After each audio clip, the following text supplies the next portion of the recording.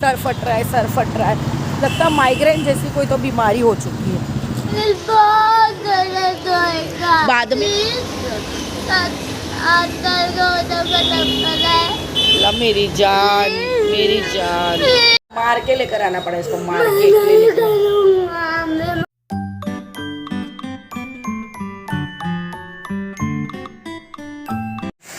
आज मैं निकली हूँ घर से। हाँ, मैंने कल ब्लॉग एंड करना रह गया था मेरा कल का, पर ये अक्सर मेरे साथ में होता है, मैं भूल जाती हूँ।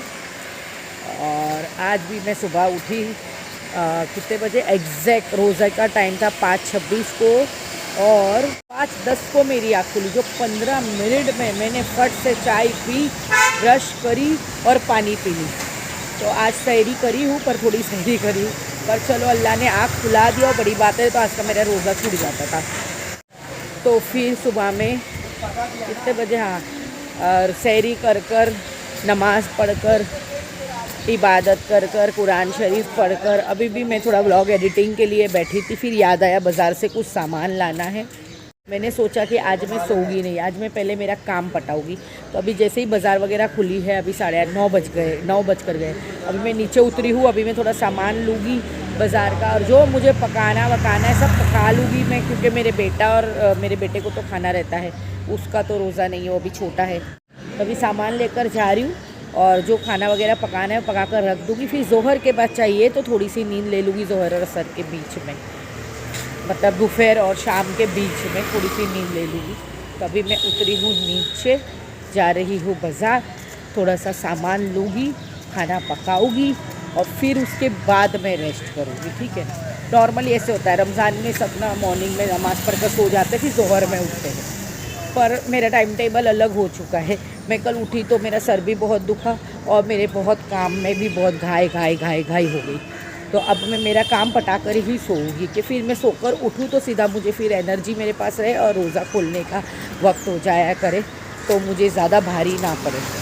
तो क्या होता है ना, जब आप सहरी कर सोते हो ना, या मतलब अभी सुबह में सहरी की हुई रहती है, तो आप में एनर्जी रहती है वो टाइम पे, क्योंकि अपने सहरी की हुई रहती है, कुछ खाया रहता है। वो ऐसा मेरा है मानना कि मैं अभी सुबह में खा चुकी हूँ थोड़ा, तो मेरे में एनर्जी है। तो एनर्जी ड्रॉप होने के पहले सारे काम पटा लेती हूँ, फिर थोड़ा सा सोकर एनर्जी फिर गेन करेंगे। ठीक है, चलो। बातों बातों में निकल गई इतनी आगे, और याद आया कि मुझे ATM जाना था। मेरे पास कैश तो बिल्कुल नहीं है, इधर आगे चली गई, अब वापस फिर जा रही हूँ पूरा रास्ता। पहले ATM जाऊँगी, फिर बाज़ार के लिए जाऊँगी। मैंने सारा सामान ले लिया है, देखो अभी और भी सामान बाकी है, पर बस अभी मैं जा रही हूँ ऊपर। अभी देखूँगी शाम को उतरूँगी, या तो उनसे मंगाऊँगी, उमर के पापा अगर रहे तो। अभी मैं जा रही हूँ घर जाके फटाफट पकाऊँगी, और फिर बैठूँगी, फिर लेटूँगी। अरे बाप रे, दिमाग अभी से ही जगह पर नहीं है, अभी से ही गड़बड़ घोटाले हो रहे हैं। ऐसा लग रहा है अभी कोई बिस्तर देगा तो सो जाऊँगी, नींद आ रही है, पर नहीं, घर जाके काम पटा के फिर सोएंगे। ठीक है, देखो धूप, ये धूप से चिढ़ती हूँ मैं। ये धूप ज़रा सा भी मुझे ऐसा धूप लग जाता है ना, फिर अभी मुझे पूरा टाइम उसी में ही चले जाएगा। सर फट रहा है, सर फट रहा है, लगता है माइग्रेन जैसी कोई तो बीमारी हो चुकी है। ये पे आप लोग को धूप दिखेगी हाईवे पे। बिल्डिंग के अंदर आके थोड़ा रिलैक्स लगा, रिलैक्स। इतनी धूप थी बाहर, के अंदर आके ऐसा लगा हाश।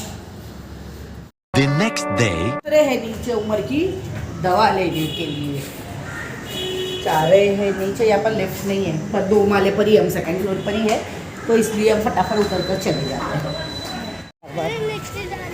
पैंट भी नीचे जा रही, मेरे बच्चे को हर कपड़े लूज़ हो रहे, पैंट भी लूज़ हो गई मेरे मासूम को, है ना, ढीली हो रही है। देखो कितना पतला दुबला लग रहा है मेरा बेटा। चलो, डॉक्टर है टेस्ट लिख कर दिया है, और ये यहीं पर रो रहा है, तमाशे कर रहा है, यहीं पर ही शुरू हो गया है रोना कि मैं नहीं जाऊँगा, ब्लड टेस्ट नहीं करा हुआ, खून नहीं निकालने दूँगा। को रुक जा उमर, सुन मेरी बात सुन। तू अगर अभी नहीं कराने देगा ना, ब्लड टेस्ट कराएगी तो अभी पता चल जाएगा क्या बीमारी है। अगर खुदा ना खास्ता जानू बढ़ गया ना, तो कोई भी हॉस्पिटल वाला फिर तुमको 2-2, 4-4 दिन यहाँ से खून निकालेगा, पूरा दिन, और अम्मी अब्बा को भी बाहर निकाल देगा। ये हॉस्पिटल का वार्ड में आपको फिट पकड़ेगा, अम्मी अब्बा को बाहर निकाल देगा। यहाँ पर तुम्हारे साथ अम्मी है ना, अब मैं तुम्हारे बाजू में रहूँगी, और 1 सेकंड का काम है, 1 सेकंड में ब्लड ले लेगा वो। बाद में बहुत दर्द होएगा, इससे भी ज़्यादा पूरे दिन दर्द होएगा, पूरे दिन नहीं, पूरे दिन वो सुई हाथ के अंदर ही रखेंगे। फिर वो लोग फिर हाथ से निकालेंगे नहीं, वो लोग 2-2 3-3 दिन तक हाथ के अंदर ही सुई रखेंगे वो लोग। ब्लड टेस्ट के पता चल गया, ब्लड टेस्ट करना। उमर ये इसके पास पतली सुई है मेरी जान। नहीं, पतली सुई भी बहुत डरती लगती है। दवाई बगैर तो आपकी बीमारी कैसे पता चलेगी जानू? अम्मी आज जब 8 साल को जब पता है। अभी तुम बड़े हो गए हो, 7 साल के हो गए हो तुम। 8 साल को जब पता है। ला मेरी जान, मेरी जान।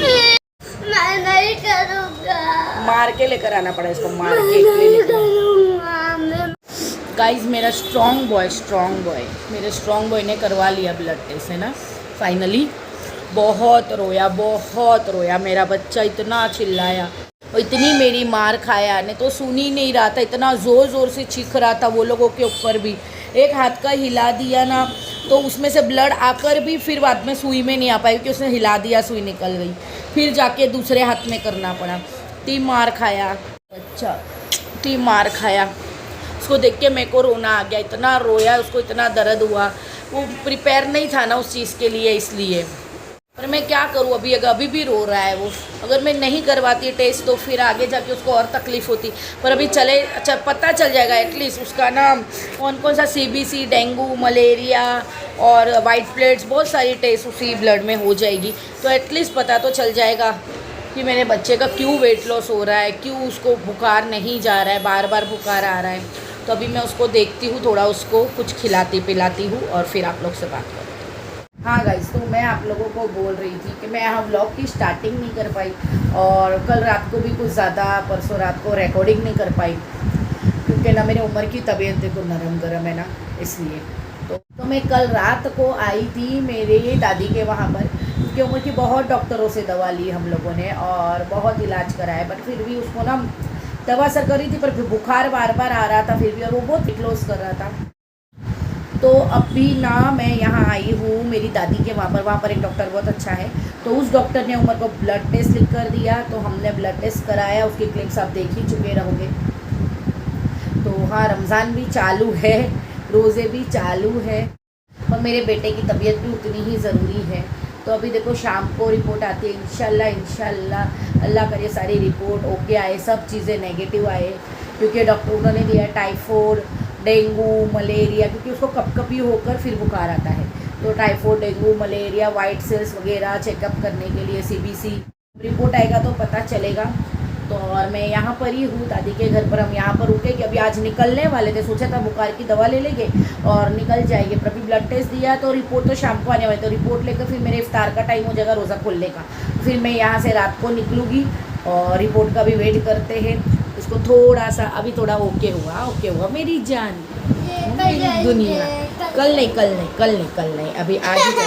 अच्छा ठीक है, अभी थोड़ा, अरे नहीं, ज़बरदस्ती नहीं खा रहा था, बिल्कुल नहीं खा रहा था। मैंने उसको ज़बरदस्ती 2 पाव चाय के साथ में खिलाई हूँ।